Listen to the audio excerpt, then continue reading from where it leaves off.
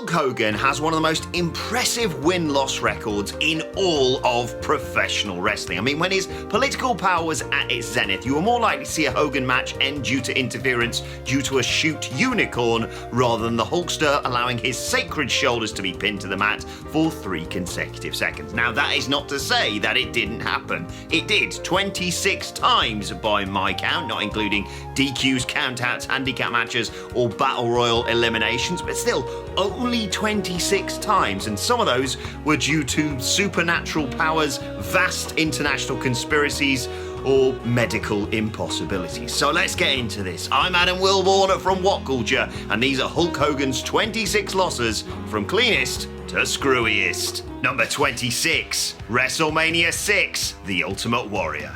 This is without a doubt Hulk Hogan's cleanest loss ever, probably because the Ultimate Warrior was being booked like a younger, stronger Hogan. We had the iconic super test of strength, and then the finish saw Warrior avoid the dreaded leg drop of doom before hitting his own running splash and pinning Hogan clean. Well, I'd say clean. He kicked out a 3.1, did his best Edvard Munch's scream impression, and then started blaming God. But in terms of Hogan hogging the spotlight, yeah, this one's pretty innocent. Rating? Oh yes, I do have my own sliding rating system. It's going to get a lot worse, but for this one, rating, clean as a sheet.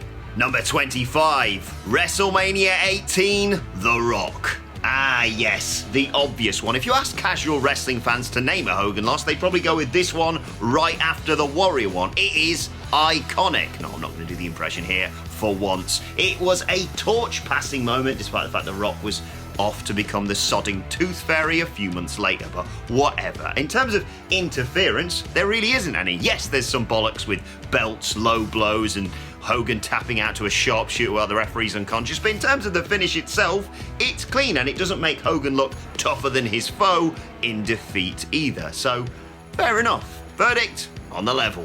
Number 24, Monday Nitro, Goldberg. Goldberg's rise was irresistible, and Hogan wanted a piece of the action whilst the getting was good. I mean, the match itself is terrible. It's about 8 minutes long, and 7 of that is bloody stalling. And the lead into the finish is Kurt Hennig wandering out to get his arse handed to him by Karl Malone. Seriously, Goldberg kicks out of 3 big legs and then pins Hogan clean after hitting the jackhammer, but all everyone could talk about was Hulk Hogan's Basketball Pals tag team match. Still though, rating pretty much fine. Number 23, SmackDown, Triple H. Most fans forget about this one. They of course remember that Hogan beat Triple H for his final WWE Championship, but they forget about this a few months later. Of course Triple H was gonna get his win back. Just think about this and see if you can guess what the finish to this match was. If you said Triple H kicking out of the big leg and then pinning him clean with a pedigree, you've watched far too much WWE. How the tables have turned, eh, Hulkster? Verdict, it's all about the game. Number 22, King of the Ring 2002, Kurt Angle. I'll be honest, the majority of this match is just baldness gags and Angle overselling bad Hogan punches. But let's be honest, Hogan wasn't going to take a sodding German suplex, was he? It's 2002, for goodness sake. The finish sees Angle counter a leg drop into an ankle lock, and Hogan taps out for the submission victory for Kurt Angle. A lot of people say this is the only time Hogan actually submitted. I mean, when Luger did it to him the 2 times, I suppose he just sort of flailed his arms about a bit, so yeah, I'll allow it. Verdict, clean, damn clean. Number 21, SmackDown, Brock Lesnar. All the way back in 2002, Hulk Hogan faced off against Brock Lesnar on an episode of SmackDown to determine the number 1 contender for the WWE Championship. Hulk Hogan hit all of his spots, and Brock Lesnar did that thing where he just ignores wrestling tropes because he's an unfrozen Viking warrior god. I suppose for the most part, this has got to be Hogan's most decisive loss. Yes, you've got Heyman grabbing his ankles, but Brock just gets the dude, squeezes him, and then blood comes out of his mouth, Hogan's mouth that is, of course, and the referees go, right, call it there, I suppose. Job done. Rating, slightly blemished. Number 20, Monday Nitro, Lex Luger. I'll be honest, the majority of this title match is just kind of stalling and bad hammerlocks, which is exactly what heel Hogan used to do instead of shaking and pointing, I suppose. Of course, the NWO show up as well, but there was that weird rule whereby if 4 guys show up to kill you, but you get the first punches in, then it's not a DQ. In the end, Luger torture racks Hogan, gets the submission victory, sort of, and then celebrates his title win backstage by pouring champagne on Glacier. Oh, and Hogan won the title back 5 days later, because of course he did. Rating, offensive. Number 19, Survivor Series 1991, The Undertaker.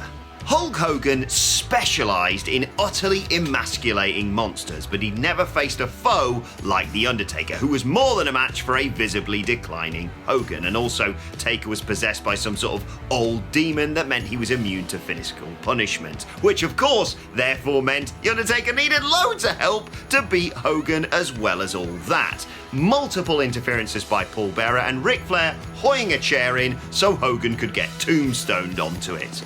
Well, I say tombstoned onto it, tombstone sort of near it. But still, it was kind of the result the fans wanted, but already on the rating system, we're getting there. Fishy. Number 18, King of the Ring 1993, Yokozuna. Stop me if you've heard this one before. A new monster heel rolls into WWE, crushing everyone in his path, and then meets Hulk Hogan. Uh-oh. It happened to a lot of guys, but not completely to Yokozuna, who, after WrestleMania 9, demanded a rematch that would effectively crush Hulkamania. The finish saw Yokozuna kick out the big leg, then, I don't know, get out of the way, I suppose, whilst one of the ringside photographers jumped up, hoyed a fireball in Hogan's face. Yoko hit an even bigger leg and then pinned Hogan to win the title and kick him out of the company for about 10 years. Yeah, it took a 500-pound guy and some sort of James Bond camera, but still, it's a loss, I suppose. Rating? It's getting pretty sketchy now, isn't it? Number 17, Starrcade 1996, Roddy Piper. I love Rowdy Roddy Piper, but this match was, terrible, with the referee just blatantly ignoring rule violations, including the use of a weightlifting belt, and a 7-foot tall giant in the ring. Still, Piper eventually beats Hogan with a sleeper hold, Hogan's first clean loss since 1990, and about the first time someone's lost due to a sleeper since about 1890. But don't worry, Hogan fans, immediately after the match, Hogan announces it was non-title, because of course it was. Rating? Tad iffy. Number 16, Monday Nitro, Lex Luger. Right, Lex Luger wins a 2-minute match via torture rack, but the match is bookended by Hulk Hogan telling Lex Luger he is a pathetic garbage knockoff of Hulk Hogan, and then beating him to death and dropping about 46 legs on his carcass. This match is about 1% torture rack and 99% Hulk Hogan is the only important guy in this company, brother. Yeah, it's definitely shady, this one, in terms of ratings.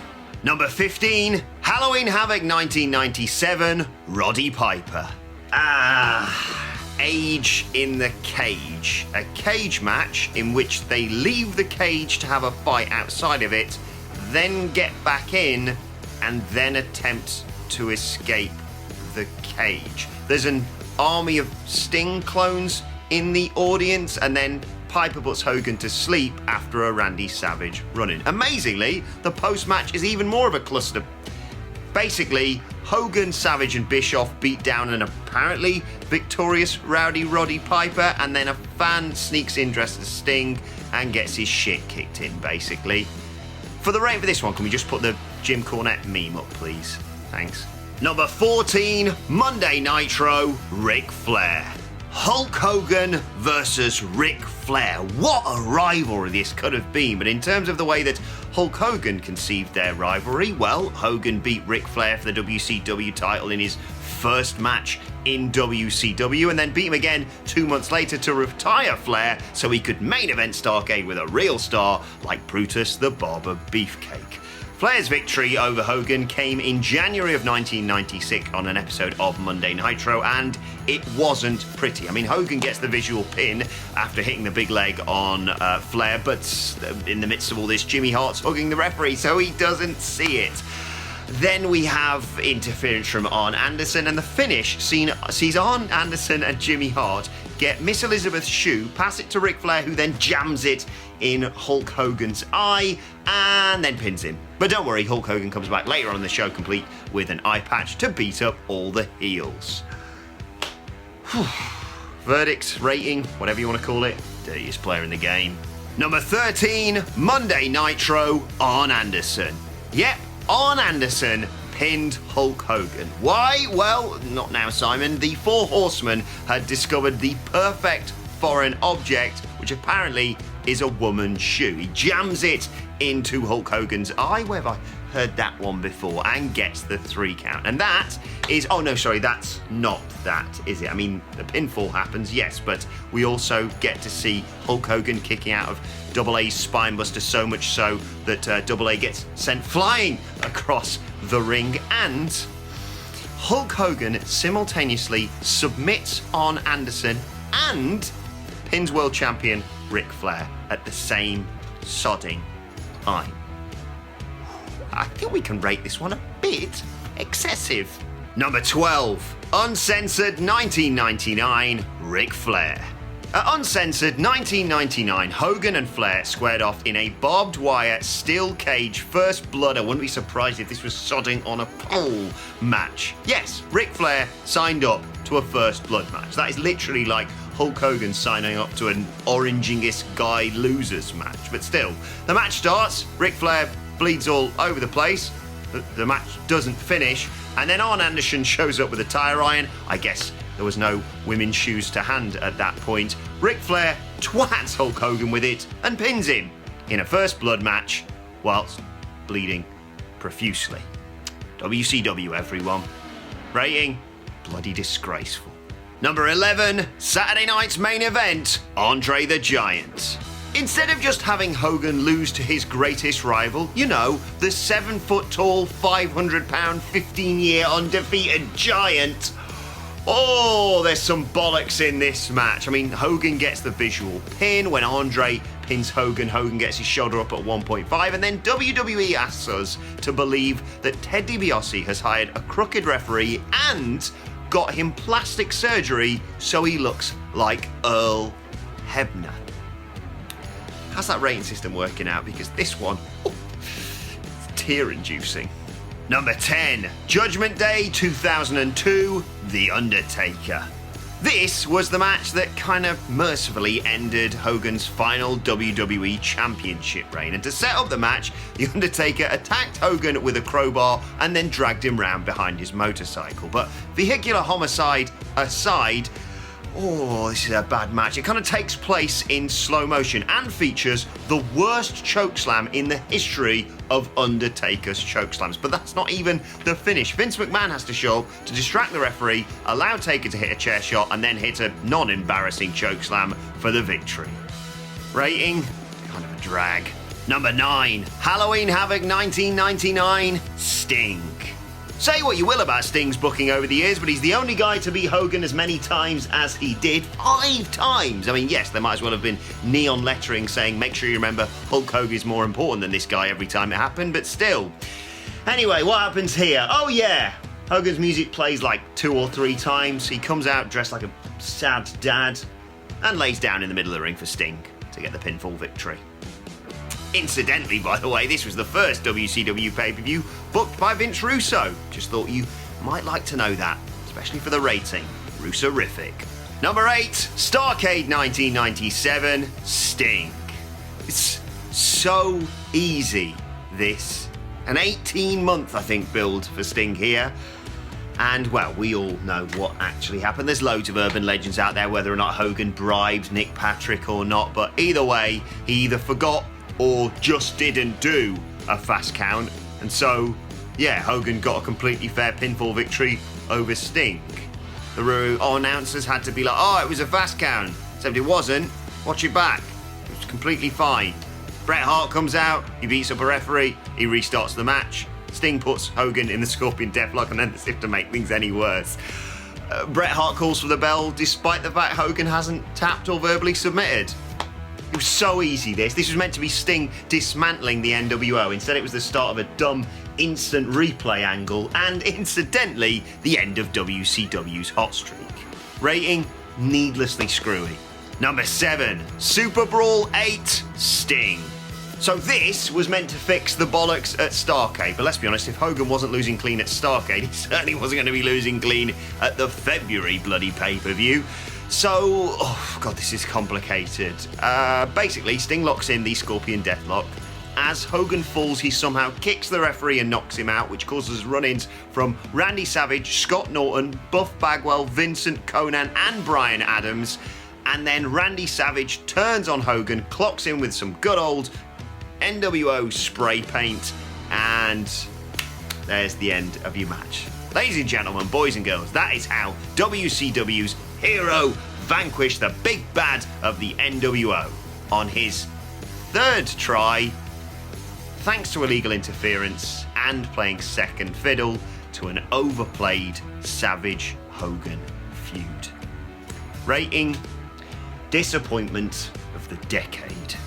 Number 6, No Way Out 2003, The Rock.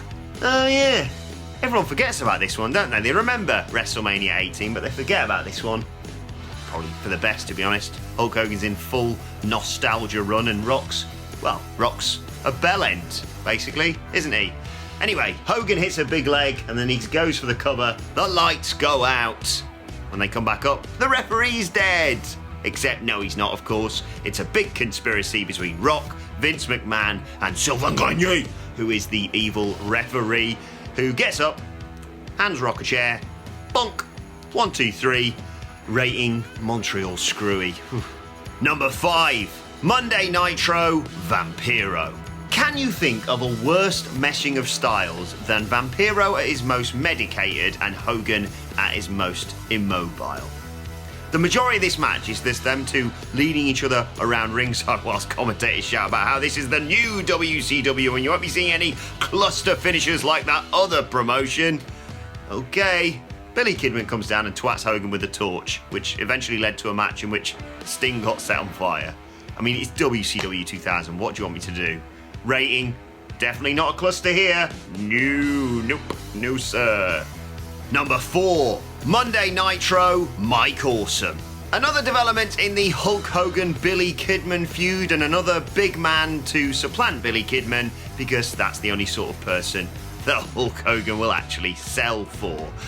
The match itself. Imagine a match between the Nasty Boys, basically. They just walk up and down around ringside, up the ramp, occasionally throwing a chair shot at each other. Then they roll in the ring, and then Hogan rolls to the outside. Billy Kidman, with a flying chair shot, rolls him back in.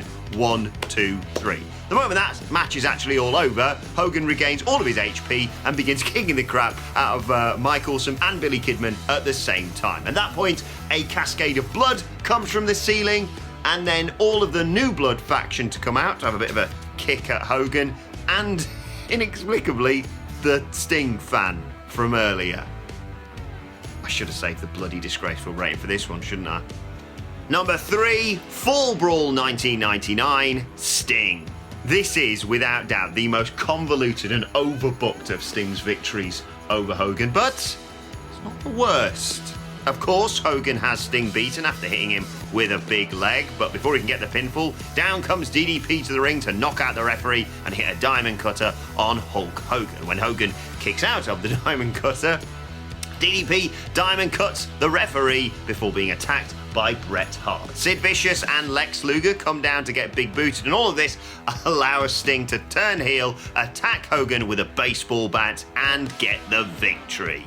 4-man interference and an inexplicable heel turn just to justify a Hulk Hogan loss.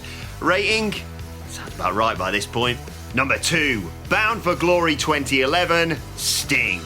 Anyone who tells you that TNA isn't the worst parts of WCW clearly hasn't seen this match, or probably TNA as it was in general.